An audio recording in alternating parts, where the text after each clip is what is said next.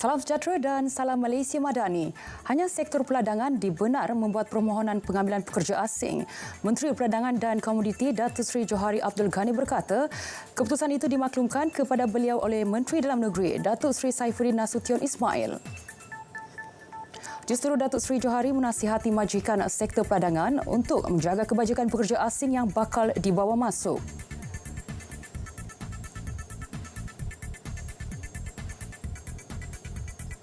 Yang lain sektor dia tidak dibenarkan bawa masuk kerana ini yang telah dimaklumkan oleh Menteri KDN kepada saya, tetapi dia masih memberi peluang untuk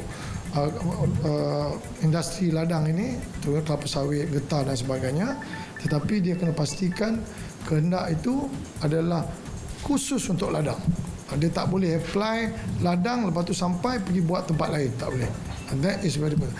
And then saya difahamkan oleh menteri bahawa kalau mana-mana orang bawa masuk pekerja ni dekat dalam negara kita, kemudian sampai sini tak ada kerja, maka dia tetap kena bayar gaji kepada orang tersebut.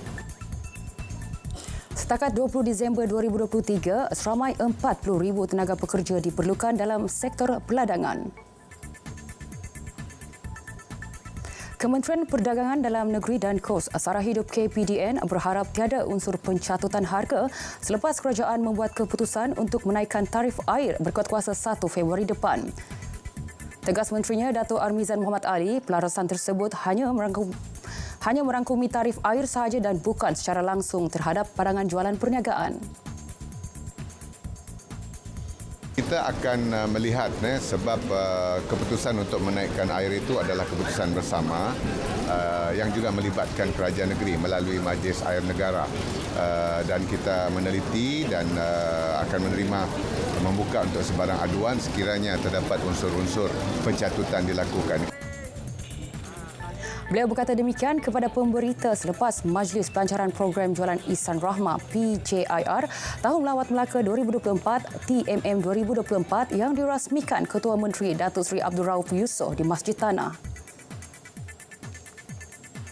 Seorang individu didakwa di Mahkamah Majistret Kangar hari ini atas dakwaan mengedar dadah jenis syabu seberat 528 kg di hutan simpan mata air pada 10 Januari lalu. Tertuduh Muhammad Fazli Aziz, 35, mengangguk faham ketika pertuduhan dibacakan di hadapan Majistret Nur Syahidah Abdul Rahim namun tiada pengakuan direkodkan.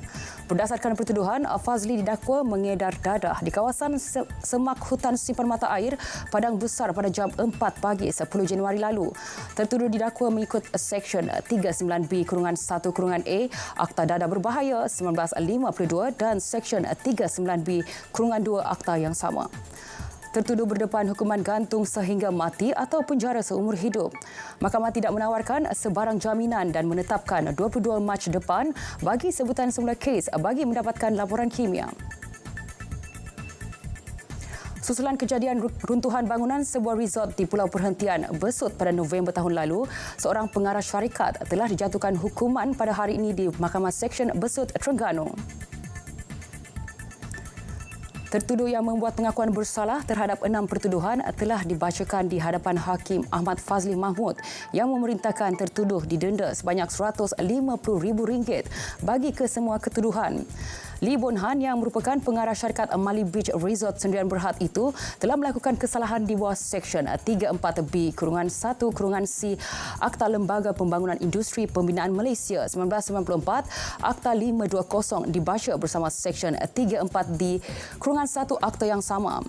Sabit kesalahan boleh didenda RM500,000 atau dipenjarakan selama tempoh tidak melebihi 2 tahun atau kedua-duanya sekali. Terdahulu pada 9 November tahun lalu, pembinaan sebuah restoran setinggi 3 tingkat di sebuah resort di Pulau Perhentian itu telah runtuh menimpa 7 buruh binaan.